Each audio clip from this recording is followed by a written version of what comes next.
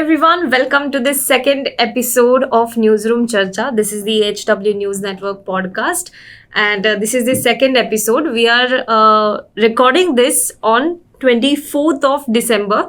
So, one day to go for Christmas. So, Merry Christmas to all of you, because by the time we air this episode of HW Podcast Newsroom Charcha, you might as well have celebrated Christmas, or you might be in the hangover of Christmas. So, first of all, Merry Christmas. We are actually also very excited here because we have this event called Secret Santa in our office today, where everybody is a Secret Santa to somebody else, and there is a pile of gifts in our office today, and we are very excited actually to open the gifts. So quite excited today, quite an exciting day here. Which is usually not the way, because it's a newsroom and it is very serious. But today, everybody is in a very light mood. Everybody is very happy. So we are excited about Secret Santa. But yes, as I said, it's the second episode of podcast, and today we are joined by, as usual, our managing editor, Mr. Sujit Nair. My colleague Vinay Mishra is with me, and we are also joined by Mr. Sonu Kanodia. He is our associate editor. So we are here. We will be talking to you on different topics.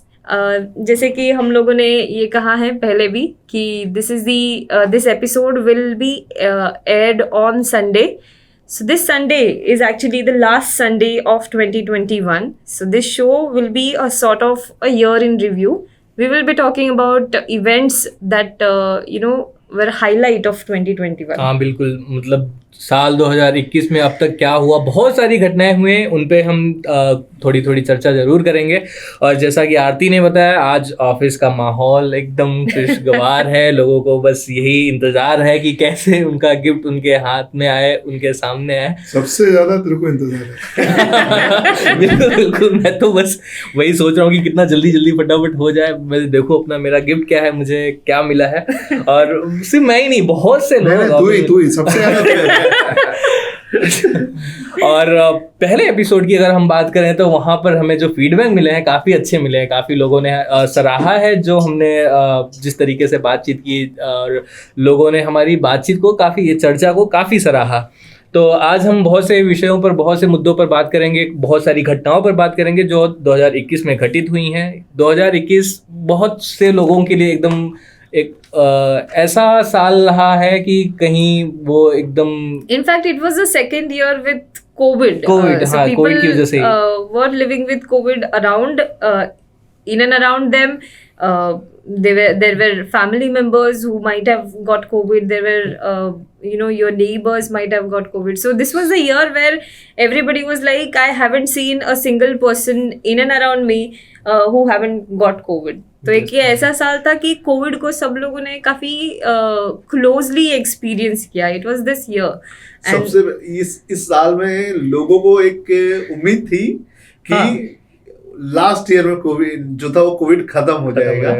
लोगों को लगा था कि 2021 काफी exciting होगा, काफी अच्छा होगा, और लोग पॉजिटिव चीजें सोच रहे थे. क्योंकि 2019 में 20 में जो हालात बने, फिर चाहे वो हमारी इकोनॉमी हो या फिर लोगों के जॉब लॉसेस हो, लोगों के अंदर एक तरह का डिप्रेशन था. लेकिन जब दिसंबर आया उसके बाद लोगों को ऐसा लगा कि अब हमें आगे बढ़ना चाहिए. तो जैन के महीने में लोग आगे बढ़ने की सोच ही रहे थे कि आगे बहुत सी उम्मीदें थी. बहुत सारे लोग तो प्लान बना रहे थे, बाहर कहीं घूमने जाएंगे, कितने दिन लॉकडाउन में गुजारे, सब किए.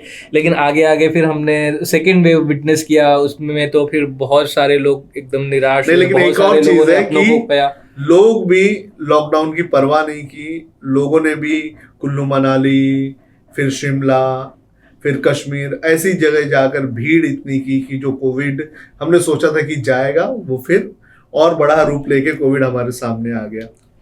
तो हम मुद्दों की शुरुआत करते हैं.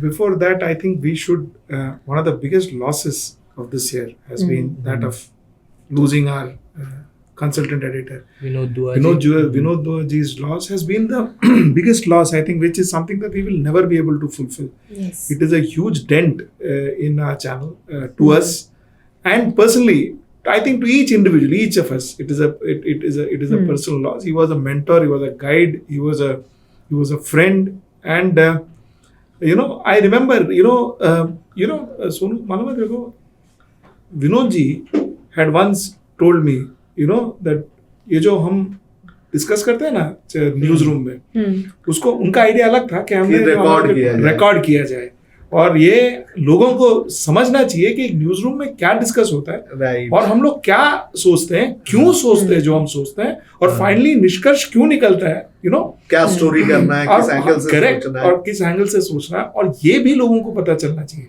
ये actually today I am just remembering, it was he who told. Right. लोगों को सिर्फ न्यूज के एंकर्स के बारे में दिखता है कि वो क्या स्टोरी कर रहे हैं, लेकिन लिखा है, पीछे की मेहनत क्या होती है. नहीं, मेहनत की भी बात नहीं है सोनू. जब एक ओपिनियन जो एक निकलता है, एक ओपिनियन जो आप देते हो, तो क्या बेसिस पे आप देते हो, क्या ओपिनियन का सोच क्या है. Right. Okay, that is very important, and I think today I was remembering his words. On the phone that he was telling me one evening.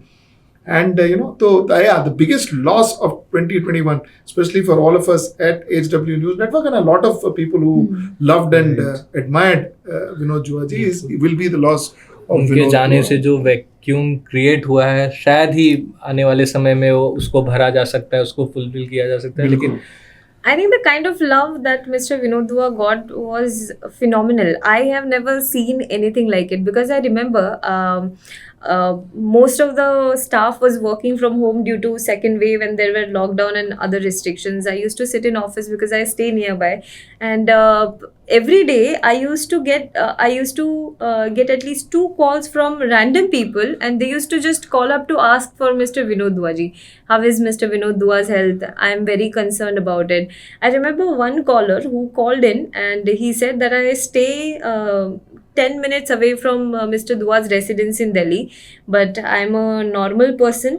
I'm a very middle class person, and I don't know, Mr. Vinod Dua ji is a very big personality, so I cannot go and meet him directly, but I hope you convey my messages. You convey my wishes to Mr. Dua ji. So random people from maybe Bihar, from other parts of the country, they used to just call up and ask only about Mr. Dua ji. So this is the kind of love that people had for Dua ji. So yeah, actually, one of the things that we should talk in this in today's, and I think it's only we can talk about it because we know it, is that all this while Vinod ji never took sides. Honestly, he never took sides. And it is now he is no more there. So we can say this, and we are saying this as honest truth. He never took sides, Right. It is not that he was for one party, against one party, for one ideology, against one ideology. He was against the establishment. He did what he thought is a journalist's job. Right. उन्होंने जो भी किया ये सोचकर किया कि ये that is what journalists should be doing. Right. तो that is a very important part of इसको लेके मुझे एक वाकया भी याद आता है. 2 seconds more, Vinay. I'll just complete what I had to say. See, the point that I'm trying to make is Vinod ji had more friends in possibly Bharatiya Janata Party and others than possibly in the so-called left or whatever, Congress or others, because somewhere he had friends everywhere. So वो दिनों में वो कोई ये नहीं सोचता था कि भाई आप अगर एक आइडियोलॉजी एक पॉलिसी के अगेंस्ट बात कर रहे हो तो आप एक आइडियोलॉजी के अगेंस्ट हो या आप एक पार्टी के अगेंस्ट हो. बात उन लोग करते थे, शाम को सब मिलते थे, they would all meet and possibly have a drink together. So the point is, somewhere down the line, वो एक बात मुझे लगता है बहुत important है आज ये बोलने की कि Vinod ji when he was alive, he was never ever taking any political party or any ideology's side. Yeah, you were saying. हाँ, मैं इससे जुड़ा ही एक वाकया मुझे याद आता है कि जब उनका देहांत हुआ था तो मुझे मेरे एक स्कूल टीचर का उन्होंने सोशल मीडिया पर एक कमेंट किया कि मुझे कॉल करो ये नंबर पे. फिर जब मैंने उन्हें कॉल किया तो विनोद दुआ जी को ही लेकर बातचीत हो रही थी. तो उन्होंने बताया कि भले ही आज उनको ये कहा जाता हो कि वो एक पार्टी के खिलाफ ज़्यादा बोलते हैं, उससे सवाल ज़्यादा करते हैं, लेकिन हमने वो दौर भी देखा है जब ये पार्टी जो अभी मौजूदा सत्ताधारी पार्टी वो सत्ता में नहीं थी, लेकिन उस समय भी वो ऐसे सवाल पूछने की हिम्मत करते थे सत्ता से जो आज भी कोई नहीं कर पाएगा. थ्रू एंड थ्रू उन्होंने उनका अगर करियर ग्राफ देखो, उन्होंने जो उनको काफ़ी पहले से जानते हैं वो उनके बारे में ऐसा कह ही नहीं सकते कि वो पक्ष लेते हैं, किसी एक के बारे में बोलते हैं या किसी एक की बुराई ज़्यादा करते हैं। ये तो अब आज के दौर पे जो उन्हें अच्छे से नहीं जानते होंगे वही ऐसी बात कह पाते होंगे। करेक्ट। कई सारे बड़े जर्नलिस्ट हैं और जिसमें विनोद दुआ भी हैं। विनोद दुआ भी, एक बार मेरी बात हो रही थी, वो कह रहे थे कि जो सरकार की बातें रखें वो पीआर हैं और एक पत्रकार का काम होता है कि जो सरकार नहीं कर पा रही है, सरकार की जो खामियां दिखानी है, वो पत्रकारिता है। सरकार की खबरें दिखाने के लिए सरकार के पास डिपार्टमेंट होता है, लेकिन सरकार की कमजोरियां दिखाने के लिए ऐसा कोई डिपार्टमेंट नहीं होता है और वो काम पत्रकार करते हैं। तो ये एक बहुत बड़ी बात है जो भी एस्पायरिंग जर्नलिस्ट हैं उनके लिए। जो आजकल नए जर्नलिस्ट आ जाते हैं उनको ग्लैमर दिखता है, सब कुछ दिखता है। तो ये जो विनोद दुआ जैसे जर्नलिस्ट हैं या फिर और भी दूसरे जो सीनियर जर्नलिस्ट हैं, उनकी ये सारी बातें कहीं ना कहीं उन्हें एक बार सुनना चाहिए और उन्हें फॉलो करना चाहिए। विनोद दुआ जी की एक बात मुझे बहुत ज़्यादा इंस्पायरिंग लगी थी। जब सर विनोद दुआ की तबीयत खराब हुई, वो फिर ऑलमोस्ट 1-1.5 महीना हमारे साथ वो शोज नहीं कर रहे थे। तो एक दिन उनका अचानक मुझे फ़ोन आ गया और फ़ोन आते ही उन्होंने कह दिया कि और सोनू जी फिर से शुरू करें। तो वो एक फिर से शुरू करें, ये जो एक वो जो वर्ड उन्होंने ये इस्तेमाल किया, तो मुझे ऐसा लगा कि यार ये आदमी की आवाज़ पहले जैसी नहीं लग रही है, फिर भी उस इंसान के अंदर ये एक स्पार्क है कि चलो फिर से शुरू करते हैं। बिल्कुल। तो मुझे लगता है कि मेरी लाइफ में भी मैंने उस एक वो जो मोमेंट था उसको मैंने ये करके रखा है कि नहीं यार, लाइफ में कुछ भी खराब होगा उसको हम पीछे रखेंगे और फिर से शुरू करेंगे। तो मुझे लगता है कि फिर से शुरू करने वाला ये जो एक टर्म है, ये हमेशा हमारे सबके या फिर जो भी व्यूअर्स उनके लाइफ में होना चाहिए कि आप भले गिरो लेकिन फिर से खड़े रह के फिर से शुरू करो। और ये विनोद दुआ जी ने मुझे पर्सनली कहा था तो मुझे बहुत अच्छा लगा था। Well, and I think 2021, as you rightly said, फिर से शुरू करें। 2021 also kind of signifies that a lot of people went through grief, struggle, a lot of bad things also happened in this year. But I think फिर से शुरू करें should be our motto while we enter the new year. That was a punchline. That was very well said. You know, correct. Let's get into the show. क्या मतलब whatever show, whatever we call it. Show नहीं बुलाते ना इसको, क्या बुलाते हैं? News room चर्चा। अच्छा, न्यूज रूम चर्चा। चलो लेट्स गेट इनटू द चर्चा। फर्स्ट टॉपिक क्या है आज? शो काफी ऐसा फॉर्मल हो जाता है, बट इट इज चर्चा तो थोड़ा इनफॉर्मल होंगे, हम लोग इनफॉर्मली बातें करेंगे। I think we will start from January and will go by month और may be not exactly month by month, but we will talk about a chronology of events, what happened since the beginning of 2021. So I think in January it was farmers' protest, and the violence that happened in farmers' protest that kind of was the highlight of 2021 January first month. And that violence that happened, that incident that happened, that gave a different turn to the farmers' protest. Because until then it was as if the farmers had the upper hand over the protest and in the entire issue. That one particular incident was a turning point. Sujit sir, आपको क्या लगता है इसके बारे में? You know, I think I'll tell you. Honestly, मेरे हिसाब से I've always believed that the farmers' protest was serene. Farmers' protest lost its serenity when others came into the protest. People, maybe not with agenda, maybe whatever the reasons are, when others came into the protest, till such time that the farmers were handling the protest, it was running beautifully, it was running according to the way they wanted, and the whole country was supporting them. Not that after that incident it didn't happen.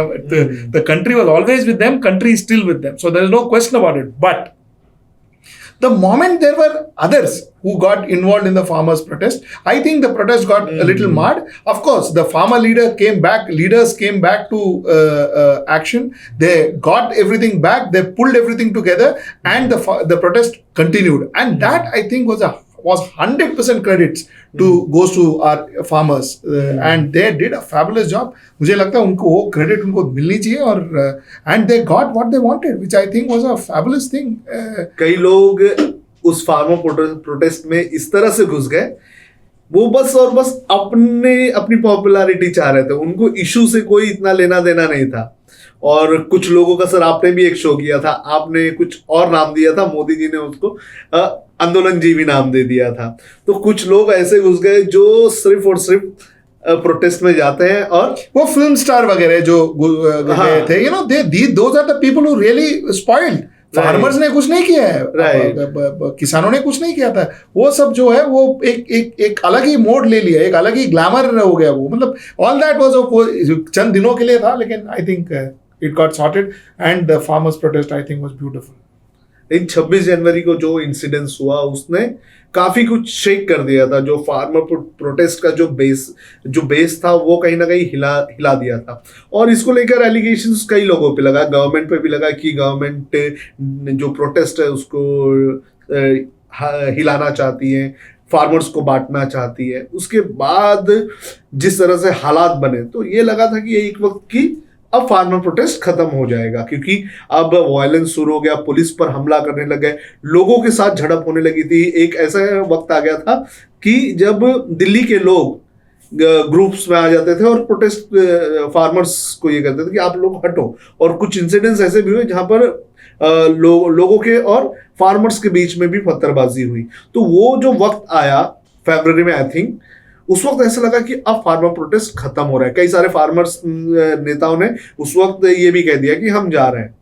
लेकिन जब राकेश टिकैत को arrest करने की बात आ गई थी, I think Ghazipur border पर वो बैठे हुए थे, और उस वक्त जो यूपी के जो फार्मर्स थे, खासतौर पे वेस्टर्न यूपी के जो फार्मर्स थे, उन्होंने जो अपना पावर दिखाया, मुझे लगता है उस वक्त इस फार्म प्रोटेस्ट को ये सेकंड लाइफ बोलते हैं वो मिल गया। और उसके बाद एक बार फिर से जो ग्लोरी चल रही थी उनकी, जिससे जो विश्वास चल रहा था लोगों का, वो उस तरह से फिर से मेंटेन हुआ। और ये एक सीख भी देता है कि आप संघर्ष करते रहो, जीत कभी ना कभी होगी।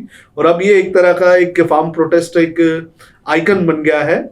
2014 में जैसे अन्ना हजारे का एक प्रोटेस्ट हुआ करता था, अब ऐसा एक आइकन बन गया है कि बॉस अब अपने हक के लिए लड़ो। 12-13 का जो अन्ना हजारे का प्रोटेस्ट है, उसके बारे में जितना हम कम बोले उतना अच्छा है। तो उसका आउटकम क्या है वो तो अभी सबको पता है, जो हुआ एक माहौल और बना, क्यों किया वो भी शायद उसका सिर्फ किसी एक को सत्ता खोने के लिए। चलो आगे बोलते हैं, नेक्स्ट क्या टॉपिक है? I think next we should talk about the COVID situation in India and the second wave that happened during March, April and May. I think nobody, in fact, even suspected that there could be a second wave. A lot of people, they did not follow the COVID protocols. People were very, angry with the lockdowns, persistent lockdowns. And the restrictions. Elections happened. But elections happened. Yes, exactly. इस तरीके की बयानबाजी सरकार की तरफ से आ रही थी। एक्सपर्ट्स भी कहने लग गए थे कि नहीं भैया अब तो खत्म हो गया, अब ये सब कोरोना बचा ही नहीं।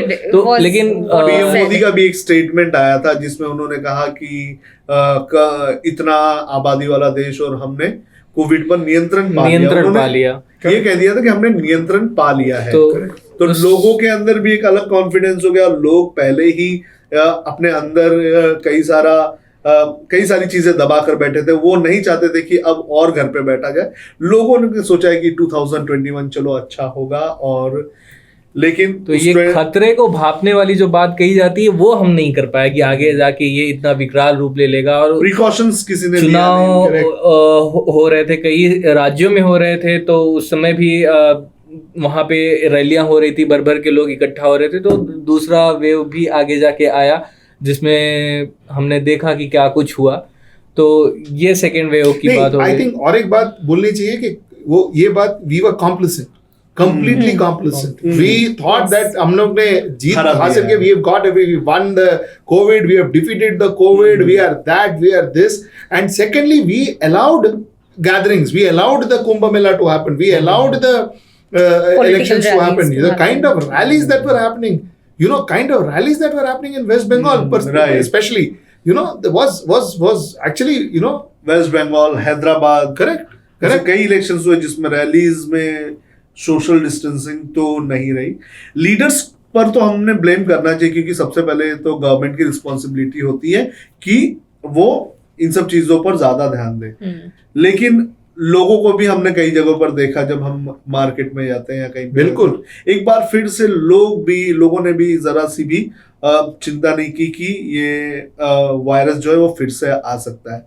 तो सरकार की सबसे बड़ी गलती रही सेकेंड वेव को इनवाइट करने के लिए। उसके बाद लोगों ने भी एक तरह से जो लापरवाही बरती है वो भी कहीं ना कहीं जिम्मेदार है। इसके साथ ही हॉस्पिटल्स में जो हमने देखा था कि किस तरह से हालात बने, ऑक्सीजन की कमी, सरकार कहती कि ऑक्सीजन की कमी से एक की भी मौत नहीं हुई, लेकिन ये कहना उतनी ही बेवकूफ़ी है जितना ये कहना है कि पृथ्वी गोल नहीं है। तो मुझे लगता है कि सरकार पर सबसे ज़्यादा ब्लेम इस कोविड की सेकेंड वेव पर देना चाहिए, लेकिन लोगों को भी उतना रिस्पॉन्सिबिलिटी दिखानी चाहिए थी, लेकिन उन्होंने दिखाई नहीं। कोविड से हम थोड़ा आगे बढ़ते हैं, हम चुनावों पर आते हैं। बहुत सारी बातें कही जा रही थी पश्चिम बंगाल चुनाव को लेकर, बहुत से दल बदल भी, मतलब दल बदलू नेता भी आ गए थे सामने। ऐसा उनको लग रहा था कि कोई एक पार्टी जीतने ही वाली है, सबके सब उधर हो गए, फिर चुनाव के बाद में फिर कहीं और चले गए। नहीं, बट एक चीज आपने ये मत, it's not new to West Bengal. Maharashtra में क्या हुआ? महाराष्ट्र में यही हुआ था कि सब सोचा था कि बीजेपी, उन्होंने बोला भी था कि कोई एस्ट्रोलॉजर के पास जाने की जरूरत नहीं है ये जानने के लिए कि बीजेपी सरकार बनाएगी। तो बहुत सारे लोगों ने कितना 27, 29 some 12 plus people had jumped ship. Don't take the numbers for granted. I mean, we are just doing, like I said, there's no data here, but I think some huge number of people have gone to shifted to BJP. Not only BJP but also Shiv Sena, because I guess Shiv Sena was also part of BJP. So बहुत जन shift हो गए और यही सोच करके आएगा। So it is not first time that happened, by the way. But let's go back to West Bengal. पहली बार तो ऐसा नहीं हुआ, बहुत से और भी राज्यों में हुआ। हमें एक नया नारा मिला, चुनावी नारा। बहुत से चुनाव में नए खेला होबे। अच्छा, खेला होबे, हाँ करेक्ट। और आज खेला होबे उत्तर प्रदेश में पुलिस FIR रजिस्टर वो भी त्रिपुरा में तो त्रिपुरा को जब बोलते हैं तो आरती को बहुत अच्छा लगता है। त्रिपुरा से ज्यादा अच्छा रिलेशन हो चुका है अभी आरती का। हाँ बोलिए। ममता बनर्जी को सत्ता वापस मिली, फिर और किसी विषय पे नहीं, मैं बोलता हूँ ममता बनर्जी को सत्ता वापस मिली पे अपने को we need to speak, because see there is one thing that happened. Mamata Banerjee came through as a tall leader. ये हमने प्रिडिक्ट किया था कि अगर Mamata Banerjee if she wins the election and she wins it convincingly, तो ये फॉर श्योर है कि she will be seen as a prime ministerial candidate, which is what her team and everybody out there is trying to project her as. Now the point is that came through. एक दूसरी बात तो ममता बनर्जी ने ये बताया कि there is another leader who can fight on the ground with Narendra Modi and who can actually if need be defeat mister Narendra Modi in ground. The difference is, of course, Mamata Banerjee was very strong in TMC, but will that happen across the country? That's a good question. That is a question we need to see. But the fact is, पहली बार ऐसा कोई एक leader आया जो actually एक बोलते हैं ना, एक टक्कर बोलते हैं जिसको, जो एक टक्कर दिया नरेंद्र मोदी को, which I think this came through in और ममता बनर्जी ने जिस हिसाब से वो चुनाव लड़ा था, ये मुझे लगता है कि अपोजिशन में बैठे सभी पार्टी के लीडर्स के लिए एक बहुत ही अच्छा मैसेज है, क्योंकि कई सारे जो पॉलिटिकल पार्टी के जो लीडर्स होते हैं वो ऑन ग्राउंड होते ही नहीं है, वो सोशल मीडिया पर ज्यादा एक्टिव रहते हैं। तो ममता बनर्जी ने ये बताया कि ये भारत है और भारत में सिर्फ सोशल मीडिया पर ही नहीं रहना होगा, आपको जमीन पर भी उतरना पड़ेगा। और कांग्रेस, मुझे लगता है कि ममता बनर्जी की इस लड़ाई से कांग्रेस को बहुत कुछ सीखना चाहिए, क्योंकि कांग्रेस के नेता ऐसा लगता है कि कभी कभी वेकेशनली फुल टाइम काम करते हैं पॉलिटिक्स में, अदरवाइज नहीं तो चुनाव के बाद हमेशा ऐसा था। वेरी वैलिड, सॉरी एक minute, that's a very valid point. See, Mamata Banerjee ने सोशल मीडिया से फोकस हटा करके जो है ऑन ग्राउंड में डाला है। she actually said that the age-old technique of going to people, reaching out to people, talking to people, meeting people is end of the day the best way to win elections. And that is a very fabulous thing. That's a change brought about in 2021, where she said go back to 1946, go to people. That's the mantra. बाकी सब जो है आपका social media, आपका क्या IT cell और BT cell है ना, वो सब ठीक है एक तरफ, लेकिन this is the one, that's a very valid point. Sorry, बिल्कुल. इस चुनाव में फिर वही साबित हुआ कि लोगों से कनेक्ट करने का सबसे बेहतर तरीका है उनके पास खुद पहुंचो, ना कि सोशल मीडिया और बाकी. चुनाव के बाद में हर बार ऐसा होता है कि एक पार्टी जो जीतती है उसके लिए तो ठीक है, जो हारती है उसके लिए आत्ममंथन का रहता है. लेकिन ममता बनर्जी की जीत ने कई और जो समीकरण है उनके लिए मतलब राहें खोल दी हैं. जो पहले कहा जाता था कि मुख्य विपक्ष को लेकर के देश में कौन होगा, तो अब थर्ड फ्रंट की बात कही जाती थी 2019 चुनाव के पहले कि क्या होगा ऐसे वैसे. लेकिन अब ऐसा लगता है कि एक सेकेंड फ्रंट होगा, नहीं होगा, लेकिन एक राह खुल गया है कि ममता बनर्जी के नेतृत्व में मतलब उनको एक ऐसा नेता के तौर पे देखा जाने लगा है चुनाव में इस तरह से जीत के बाद में कि कोई एक टक्कर ले सकता है. विपक्षी दलों को कोशिश भी कर रही है, बहुत सारे विपक्षी दलों के पास जा रही है, बातचीत कर रही हैं, तो एक बिना कांग्रेस के फ्रंट बन सकता है. लेकिन कई नेता है जो बोलते हैं कि नहीं ये संभव ही नहीं, कांग्रेस के बिना एक दूसरा फ्रंट और ये सब.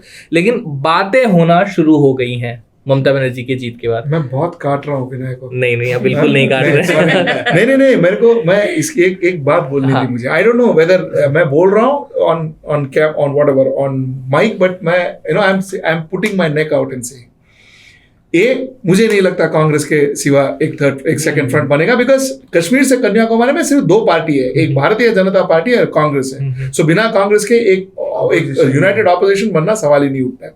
दूसरी बात, जब तक एक इंसान का पर्सनल प्राइड और पर्सनल ईगो ये पूरे समीकरण में खेलेगा, मैं किसके बारे में बता रहा हूँ, इशारा समझदारों को इशारा का नहीं मैं बोलता हूँ प्रशांत किशोर के बारे में बोल रहा हूँ. इशारा क्या, मैं नाम लेके बोल रहा हूँ. ओके, वो अभी अपने मतलब स्ट्रेटेजिस्ट से वो मूव करके वो पॉलिटिकल एड बने हैं, लेकिन जो भी बने वो ये कब हुआ कैसे हुआ वो भी वो जान दो. उसका मैं ये कहने का मतलब ये है कि जब तक एक इंसान का एक पर्सनल ईगो जो है वो ये समीकरण को ये जो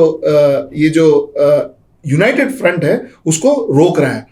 जब वो पर्सनल ईगो निकल जाएगा, बिकॉज मुझे नहीं लगता कि ममता बनर्जी और कांग्रेस में कोई प्रॉब्लम है. उनका वो जो अभी जो सर्कमस्टांसेस है, अगर एक दूसरे के अगेंस्ट इलेक्शन में खड़े रहो तो ऑब्वियसली आप उनके बारे में बोलना लाजमी है. उसमें कोई उसका मतलब ये नहीं कि कोई पर्सनल एनिमोसिटी है, बट ये जो रिफ्ट जो लाया है ये एक ईगो ने लाया है.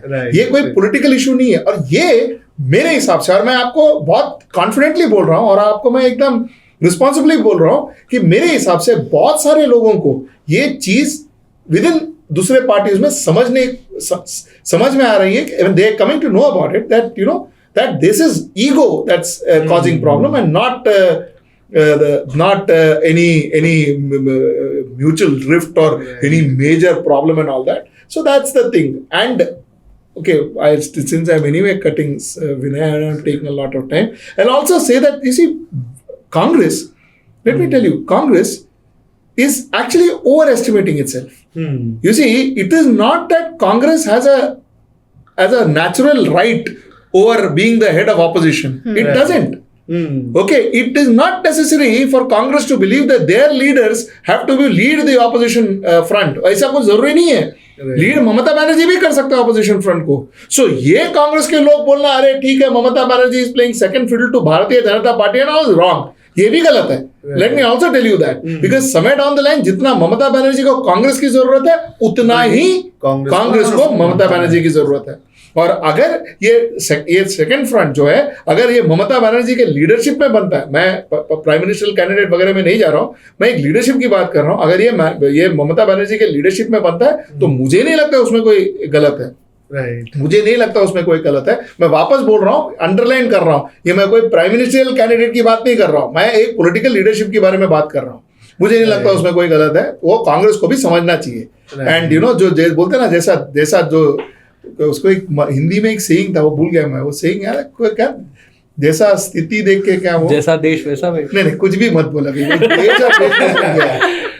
नहीं मतलब क्या उसके एक मतलब उसका मतलब ठीक है, समझ गए ना क्या? स्थितियों के हिसाब से खुद को ढाल लेना। हाँ, जो सिचुएशन है उसको देख के लोग, मुझे लगता है we should look at it. और एक और बहुत इंपॉर्टेंट चीज मीन्स मुझे लगता है कि सभी अपोजिशंस ने ना हॉलीवुड की कुछ वेब सीरीज को शायद से देखना चाहिए, क्योंकि कुछ ऐसी वेब सीरीज मैंने भी देखा है, उसमें अक्सर मैं देखता हूँ कि जो लोग होते हैं वो हर एपिसोड में अपना अपना रोल बदलते हैं।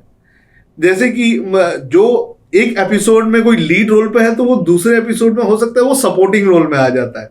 तो अपोजिशन को अगर मोदी को या बीजेपी को टक्कर देनी है, एनडीए को टक्कर देनी है, तो खुद को अपनी सिचुएशन के हिसाब से, जरूरत की जो सिचुएशन है उसके हिसाब से ढालना होगा। अगर सब अपने ईगो में चले गए तो मुझे लगता है कि ये अपोजिशन बन भी पाएगा। और दूसरा इंपॉर्टेंट चीज हम यहाँ पर ये भूल रहे हैं, अभी हम बात कर रहे हैं कि ममता बनर्जी की लीडरशिप, लेकिन हमको अभी उत्तर प्रदेश के चुनाव का भी नतीजों का इंतजार करना चाहिए, क्योंकि उत्तर प्रदेश एक बहुत बड़ा राज्य है और ये भी कहा जाता है कि दिल्ली जाने का रास्ता उत्तर प्रदेश से होकर गुजरता है। अगर यहाँ पर सिचुएशन बदल जाती है, हालांकि चांसेस उतने नहीं है, लेकिन अगर यहाँ पर समाजवादी पार्टी आशा बोल रहा है कि एनालिसिस बोल रहा है, थोड़ा बहुत एनालिसिस मतलब अगर यूपी में कुछ फेरबदल हो जाता है, यूपी में अगर समाजवादी पार्टी अलायंस के साथ भी सत्ता में आ जाती है, तो अब ममता की बात कर रहे हैं तो हो सकता है कि उस चुनाव के बाद हम अखिलेश की बात करें। नहीं सोनू, ये एक वैलिड पॉइंट है, this is a very valid point you have raised, but it will not happen, I will tell you why. You see, Mamata Banerjee has been the sitting chief minister of West Bengal, and she became the second time she became the sitting chief minister. She became the chief minister of West Bengal. So, what are we talking about? We are talking about a person who has been consistently delivering in West Bengal. And now she says, if I can consistently deliver in West Bengal, I can deliver in India. This is how it is. It is exactly like what Mr. Narendra Modi was in 2014, where he said, I'm consistently delivering in Gujarat. Therefore, now I can lead India. Okay, so there's a simile to that. But as far as Akhilesh Yadav is concerned, Akhilesh Yadav is struggling, and like you rightly said, a lot of analysts still feel that this thing is tilted towards Bharatiya Janata Party even now. Though of course Bharatiya Janata Party is not expected to win the way it did in the past, but this thing is still tilted to them now. That being said, he is a striver. He is fighting. What he would want to do is he would want to spend the next 5 years to consolidate his position in Uttar Pradesh itself. Then maybe talk India. So I don't think, like we said about Mamata Banerjee, I don't think the logic is that the Akhilesh would be. नहीं, मेरा ये कहना है कि मैं ममता की leadership की बात कर रहा हूँ, क्योंकि ममता से ज्यादा मुझे लगता है कि अगर सपोज अखिलेश यादव अगर सत्ता भी बना लेते हैं तो उनका ज्यादा झुकाव जो है वो कांग्रेस के पास। हाँ, करेक्ट। तो वो कांग्रेस का पलड़ा जो होगा वो उस वक्त वहां पर भारी हो सकता है, क्योंकि यूपी बहुत सारी सीट्स लाता है। करेक्ट है, बट आप एक बात समझे Sonu, see you can't say that, while I agree to you principally what you are saying is right, but you know, एक चीज, because Akhilesh has a personal relationship with Rahul Gandhi, so yeah, to that extent fair, but उसको अगर side में रखे, mind you, Akhilesh had sent Mrs. Jaya Bachchan to West Bengal to campaign for Mamata Banerjee. So unka relationship has gone beyond just alliance. Right. She sent her one of the star campaigner of Samajwadi Party, and the fact that she is a Bengali herself, and she went to West Bengal and campaigned for Mamata Banerjee. Right. So there is a deep rooted relationship there also building. वो भी manage करके ही चलना होगा। Correct. Aarti, you slept out. Hello, Aarti. Good morning. Yeah. No, actually, on this issue, I think one takeaway that I have seen from this West Bengal victory of TMC is that strong regional parties are the answer to BJP's. Whenever we say that BJP is a juggernaut, it's an election machine, they know how to win. But if you see past trends, past some assembly elections, then I think it is the strong regional parties who are giving a tough fight to the BJP than possibly the national parties. Correct, absolutely correct. But unfortunately or fortunately, I don't know, it can go both ways. Unless and until there's a national party, which as part of the coalition of the regional parties of the alliance or of the opposition, Aarti, the chances of a strong opposition is not possible. It won't, because it will not knit through the country. So I think for a strong opposition, we may need another UPA too. For a strong opposition, you need a. Why call it UPA? This is where I don't agree. See, UPA means what? Congress. UPA today, correct. It's a Congress-led opposition. This is what Congress is dreaming of. I am saying what the country needs today is a strong opposition. It is not necessary it should be Congress-led. They need a strong opposition. And this is not because, we are saying, okay, therefore we are going against BJP and BJP should not. No. Even if that strong opposition doesn't win, you still need a strong opposition. For this country, because that's the only way our democracy will be in place. That's the only way where we have a good parliament at least functioning. You know what I'm saying? So bills 5 minute में और 3 minute में नहीं पास होंगे. फिर bills में discussion होगा. Bills को parliamentary committees में भेजा जाएगा. That's राजनीति, पॉलिटिक्स काफी जोश में आ जाते हैं हम जब इस पर बात करते हैं. चलिए फिर एक और दूसरे विषय पर आगे बढ़ते हैं. वापस अपन गिफ्ट के बारे में बात अच्छा, एक हमारा पड़ोसी देश है अफगानिस्तान.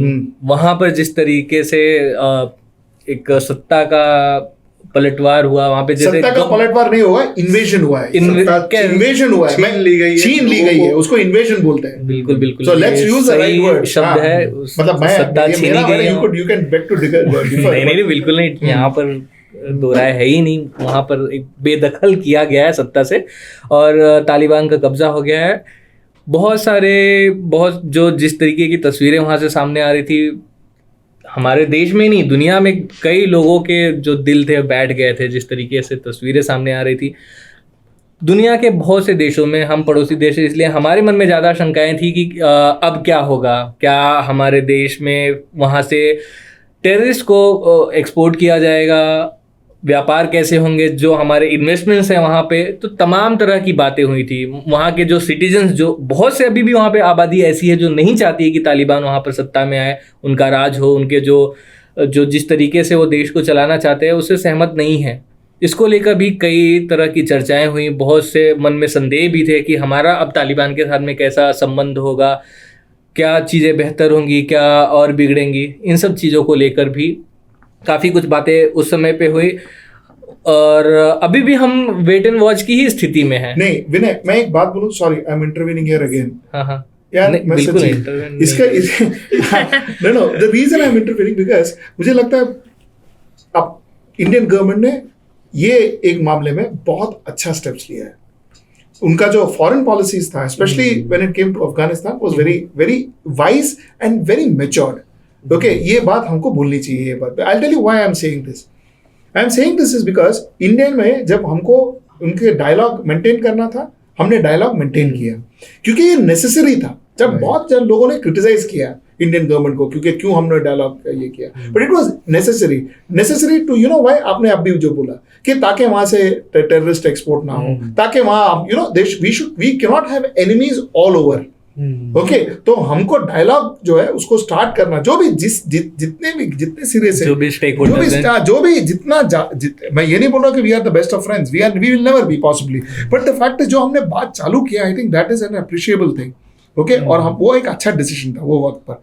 एक दूसरी बात, विनय मैं ऐसी मतलब बोलते जाना, सॉरी यार, but all the same. Sir आप सॉरी इतनी बार मत बोलिए, उसकी कोई जरूरत नहीं है. ठीक है. अच्छा, दूसरी बात, ये जो actually we had spoken to a lot of people for Afghanistan. मुझे याद है मैंने पाकिस्तान से सईदा दीप से बात की थी on what is happening in Afghanistan and what is the issue of women in Afghanistan. मुझे याद है मैंने अमेरिकन एक इकोनॉमिस्ट से बात किया था on American role in Afghanistan और उसके बाद इकोनॉमी में क्या होने वाला है, ग्लोबल इकोनॉमी में क्या होने वाला है और इसका इफेक्ट हमको क्या होने वाला है. सो more or less it was very clear that India को इकोनॉमिकली उतना कुछ खास इम्पैक्ट नहीं पड़ेगा और जो पड़ा भी नहीं है. Let us face facts. ये भी क्लियर है कि विमेन जो है predominantly that is what Saida ji said, and that is what and she being the kind of activist she is from Pakistan, her point of view was women are not going to be happy, were not happy and will not be happy in Afghanistan. और तीसरी बात, last चीज, कि जो भी government gun से सत्ता हासिल करता है वो इन्वेड ही करता है. जो भी हो एक गवर्नमेंट जो बैलेट बॉक्स से करता है, that government is the government of the day. Okay, जो भी गवर्नमेंट गन यूज करता है दैट इज इन्वेजन. मेरे हिसाब से this was invasion.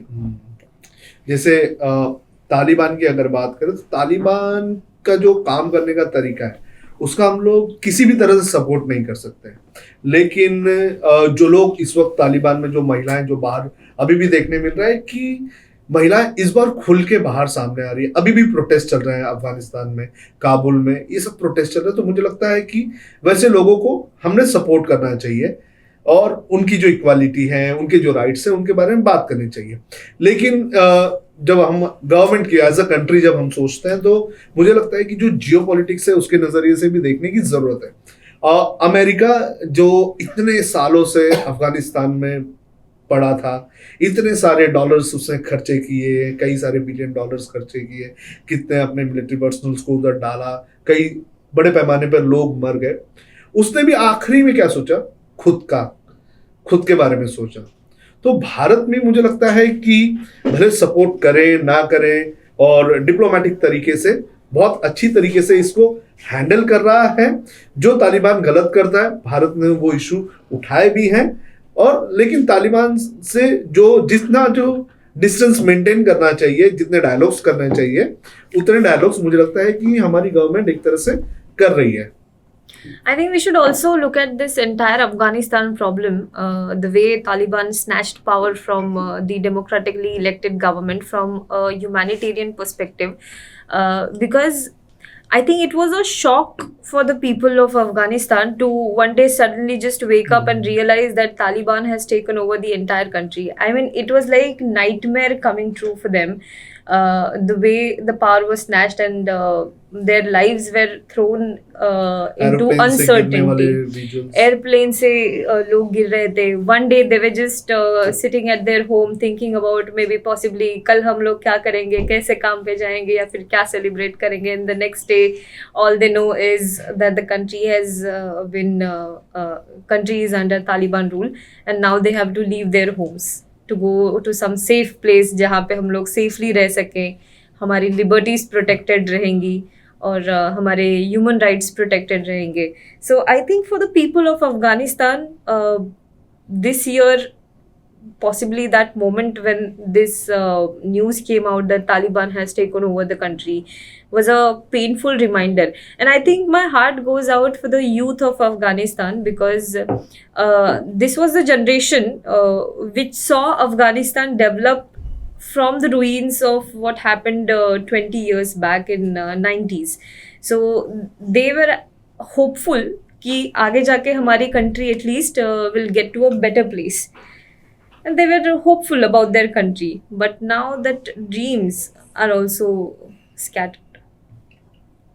Correct. With that, Prathamesh gave us tea. So thank you, Prathamesh. Say hi, Prathamesh. Prathamesh is our production head. Say hi, Prathamesh. Say loudly hi. Hi. Ah, good. Hi. And he was so careful keeping the tea and all that. Making some noise will have a huge problem. So here you go. Okay, next. Okay. Next, I think, should we talk about politics or should we go to some other topic? I mean, just I'm asking. No, let's talk about everything that happened in this year. We have another 10 minutes to go. Apart from Vicky Katrina marriage. Oh my God. I think one topic that we should talk about is the NCB action and Aryan Khan arrest. The way that everything happened, I mean, everybody was just like Shahrukh Khan के लड़के को गिरफ्तार किया, Shahrukh Khan के लड़के ने drugs लिया. This is the kind of headlines that we were getting to hear every day, and the NCB action, I guess that was the kind of highlight of the entire incident कि जिस तरीके से ये arrest हुआ, जिस तरीके से arrest किया गया, क्या क्या हुआ, the way it was तो एक लोगों के मन में भी एक ऐसे ये आया कि डाउट आया कि exactly what is happening, is this happening in a way it should happen? ये लोगों के मन में तो बहुत से सवाल, ये जो एपिसोड हुआ है शाहरुख खान के बेटे आर्यन खान की गिरफ्तारी को लेके, पहले ये था कि शाहरुख वर्सेस एनसीबी था, फिर उसमें पॉलिटिकल पार्टियां भी इन्वॉल्व हो गई, और अभी भी ये चल ही रहा है। मतलब एक तरीके से इसको जो जहाँ से शुरू हुआ उसके बाद में अभी भी इसमें बयानबाजी चल रही है। लोगों के मन में सवाल उठ रहे हैं बहुत से, मतलब जो जिस तरीके से यहाँ पर लीड कर रहे थे पूरे इन्वेस्टिगेशन को समीर वानखेड़े, जो जोनल डायरेक्टर है मुंबई में एनसीबी के, उनकी कार्यप्रणाली को लेके कई सवाल उठे। ये बहुत से लोगों ने इस तरीके का भी सवाल उठाया कि नहीं जो हो रहा है शाहरुख खान के बेटे के साथ में अच्छा है। बहुत से लोग क्या, मीडिया और बहुत जो शाहरुख के समर्थक भी हैं, यहाँ तक कि मुझे याद है कि एक भारतीय जनता पार्टी के भी नेता ने यह बयान दे दिया था कि अब तो आर्यन खान को बेल हो ही जाना चाहिए, इतनी हियरिंग हो रही थी। और सबसे बड़ा सवाल, जब भी हियरिंग होता था लोगों के मन में, आज बेल मिलेगा या नहीं मिलेगा, आपको क्या लगता है मिलेगा या नहीं मिलेगा? तो ये सबसे बड़ा क्वेश्चन ये होता था उस दौर में। सबसे इम्पोर्टेंट इस पूरे आर्यन खान के जो पूरा एपिसोड हुआ है, मुझे लगता है कि हम लोगों ने जो हमारी जो एजेंसीज हैं उन पर हमारा जो सबसे ज़्यादा चीज़ें हमने खोई है वो ट्रस्ट है। हमारे लॉ का एक बेसिक होता है कि जो गुनहगार है उसको सज़ा मिले और जो जिसने कुछ किया नहीं है वो बरी हो जाए, उसे इंसाफ मिले। लेकिन ये जो केस था इसमें बहुत सी चीज़ें हमें ऐसा लगा कि क्या सही है क्या गलत है, सही को हम गलत समझ जाते हैं, गलत को भी हम सही समझ लगे। ऐसे कई सारे कंफ्यूजन इस पूरे केस में हमें देखने मिले। अब कई लोग ये कहते हैं कि शाहरुख खान का बेटा आर्यन खान था इसलिए उसको फंसाया जा रहा है। तो मेरा सवाल ये है कि क्या शाहरुख खान का बेटा आर्यन खान है इसलिए उसे छोड़ भी देना चाहिए? ये भी गलत है। और सेम अप्लाई होता है किसी एक आम आदमी के, अगर कोई गरीब है, कोई जिसका फैमिली इतना बड़ा नहीं है, तो क्या उसको उस हिसाब से उस बेसिस पे उसको छोड़ना या पकड़ना चाहिए? तो ये एक जो है ये एक अलग ही धारणा बन गई कि भाई शाहरुख खान का बेटा इसके लिए अरेस्ट किया। मुझे लगता है ये सबके लिए सेम होना चाहिए, फिर चाहे कोई भी हो। दूसरा, एजेंसीज का पिछले कुछ वक्त से हमने देखा है कि एजेंसी आखिर कर क्या रही है। कई सारी एजेंसी सवालों के घेरे में आ जा रही है। एक वक्त था जब हम ईडी की रेड या आईटी की रेड और किसी पर इस तरह की रेड हो गई तो बहुत ही अलग ही एक ये होता था कि बॉस ये क्या हो गया। लेकिन अब ऐसा लगता है कि ईडी, आईटी या फिर दूसरे एनसीबी की कार्रवाई, मतलब ऐसा लगता है कि अरे कुछ नहीं हुआ है, ऐसी फीलिंग आने लगी है।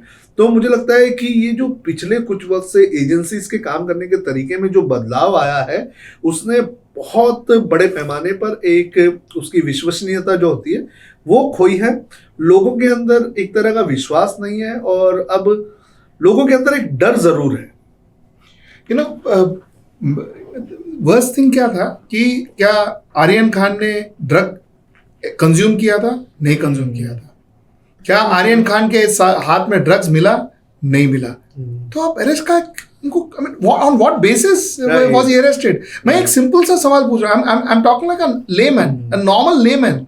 I don't understand much of law. I am saying a man who doesn't possess drug, a man who has not consumed drug, on what basis are you arresting him? Number one. Number two, Vinay, answering your questions, I have a lot of friends in Bharatiya Janata Party, and a lot of my friends who are senior Bharatiya Janata Party leaders also had privately or whatever, even some of them, right, like you rightly said, in publicly, have also said that this is too much. I mean, why is it going on so much? So it is not, I mean, a lot of people from a lot of parties have said that. Number three, you see, the entire one thing what Sonu said, and I completely agree to you, is what the government needs to think and what the central agencies need to think is to build the credibility of central agencies back. I think that is the biggest loser in all of this. And you know what happens? These are constitutional bodies. These are bodies that are supposed to take care of us, take care of our safety, take care of our country, take care of our economy, take care of our health, take care of our law and order. And if they are questioned and there is a lack of trust on them, then the country suffers. The country is bleeding today. Right. And that, unless and until somebody puts it right, and this is, Sonu, I'll tell you one more thing. This is not what's bad is, see, I'm an old man, so I have been here for quite some time. Okay, see, all my life, in my childhood, in my youth days, okay, we were not exposed to an ED and an IT and all that, and it used to be a big thing. If a raid happens, if something, it used to be a big thing. See, today you go in local trains in Mumbai where we stay. Even if you go in a local train, the average discussion in a local train is about ED and IT. Right. That is what people are discussing. So what are we talking about? What we are saying is this lack of trust or the lack of credibility is not just in elite or so-called aware India. It is gone to, it's percolated down to almost every Indian, and that's the worry. That's a very valid point you raised. किसी भी चीज को लेकर NSA लगा दिया जाता है, UAPA लगा दिया जाता है। बिल्कुल। तो ये सब ये जो लॉज हमने लाए थे, उसके पीछे के कुछ रीजन हुआ करते थे, कुछ स्ट्रिक्ट एक्शन वाली चीजें हुआ करती थी, वो उतने बड़े क्राइम के लिए या उतने बड़े ऑफेंस के लिए था। लेकिन अब हर जगह ये लगा दोगे तो फिर इस एक फिल्म से थोड़ा फिल्मी है, मैरी कॉम फिल्म का एक डायलॉग था कि अब किसी इंसान को इतना मत मारो कि उसके अंदर से डर खत्म हो जाए। क्या तो ऐसा ना हो किसी लोगों के अंदर यूपीए से ऐसी चीजों का डर खत्म हो जाए। अब सोनो जो सफर करता है उतना सफर करता है, ये मैं आपको बहुत कैटेगोरिकली बोलता हूँ। मुझे लगता है आरती भी second me on this. No, जो सफर करता है उसको उतना ही सफरिंग होता है। जो हम लोग जो ग्राइंड पे जाते हैं, ओके, वो ग्राइंड इतना इनटॉलरेबल हो जाता है कभी कभी, ओके, पैसों के मतलब फिनेंशियली इनटॉलरेबल हो जाता है, फिजिकली इनटॉलरेबल हो जाता है, ये इनटॉलरेबल हो जाता है। तो ये बात भी अपने समझना इम्पोर्टेंट है। Basically, the process becomes the punishment, and yes. Right. और एजेंसीज और इनकी कार्य प्रणाली के बारे में पिछले एपिसोड में हमने काफी मतलब विस्तार से चर्चा की थी। अगर आप लोग जो नए लिसनर्स हैं जिन्होंने नहीं सुना तो जरूर जाके सुनिए, और काफी वो भी महत्वपूर्ण बातें यहाँ पर रखी गई थी उन सब संबंधों में भी। आरती, I think काफी समय हो गया है। आई थिंक अगर हम लोग ऐसे ही चर्चा करते रहे तो our discussions go on for और ऐसे चर्चा करते रहे तो सबसे महत्वपूर्ण बात है कि हमारा गिफ्ट कोई और लेके चले चला जाएगा। ये सच्ची स्टार्टिंग से इसका पूरा मूड गिफ्ट में है। विनय सबसे ज्यादा विनय गिफ्ट सच्ची मुझे लगता है विनय को कोई कैडबरी चॉकलेट देना मतलब that should be his anti climax. But Cadbury chocolate भी अच्छी है, फिर तो सर को भी मिलना चाहिए। मैंने 5 लोगों के लिए लिया। So well, तो should we end this episode here? Yes, of course. Well, so that's it for today's episode. आज हम यहीं पे खत्म करते हैं। नेक्स्ट नहीं, वो खत्म करने से पहले क्लीशे डायलॉग मिलते हैं आप अगले साल। नहीं, जाने से पहले मैं फिर से अपील करूंगा, हमारे जितने भी जो भी व्यूअर्स है, जो हमारे सब्सक्राइबर हैं, वो हमारी वेबसाइट पर अब जाकर हर एक खबरें आप देख सकते हैं। हमारी वेबसाइट पूरी तरह से नई हो चुकी है, नए साल का नया एक्सपीरियंस भी आपको मिलेगा। तो आप हमारी हर खबर देखने के लिए हमारे वेबसाइट्स पर आइए, और हिंदी, इंग्लिश, मराठी जो तीनों हमारी वेबसाइट है, ये आपको एक अच्छा एक्सपीरियंस देगी। और आपको सभी शोज जो है हमारे जो ओपिनियन आर्टिकल्स हैं, सब चीज आपको वहां पर मिल जाएगी। पिछले एपिसोड में भी हमने इसके बारे में बताया हुआ था कि जो लेकिन इस बार सब सेट हुआ है, इस बार अच्छा हुआ है। तो प्लीज ये बहुत इंपॉर्टेंट है हमारे लिए भी और हमारे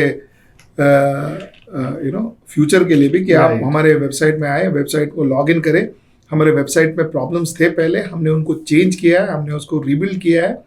ज़्यादा से ज़्यादा प्रॉब्लम का कारण प्रथमेश था, पर ठीक है उसको अभी प्रथमेश ने ओवरकम कर दिया है। हाँ, उसको हम इतना ओपनली नहीं बोलेंगे, लेकिन अभी प्रथमेश ने उसको ओवरकम कर दिया है, तो अब वो काफ़ी खुश है। तो ठीक है, I hope. And while you're on our website, please also do go to our support page and support our journalism. Pay us. Every time in our show we say this because it is very important for us to do what we are doing currently. We require your support, and please, so pay us one time payment option available है या फिर monthly payment option available है. So what ever you choose, what ever is feasible for you, whatever is affordable for you. And again, it's not something which is free. You will also get certain benefits out of it. So please do go to our support page. And if you can't find it on our website, let me just tell you, it is at the address of www.hwnews.in/subscribe. So there you will find the entire detail about how you can support us and support our journalism. So please do subscribe to us because we need this. This is our Christmas gift. Please do give us our Christmas gift. Give Vinay his Christmas gift. My God. Yes. Chalo, you take care, guys. Have Bye. a lovely Bye. Christmas and have a great Christmas. New Year. Happy New Year also.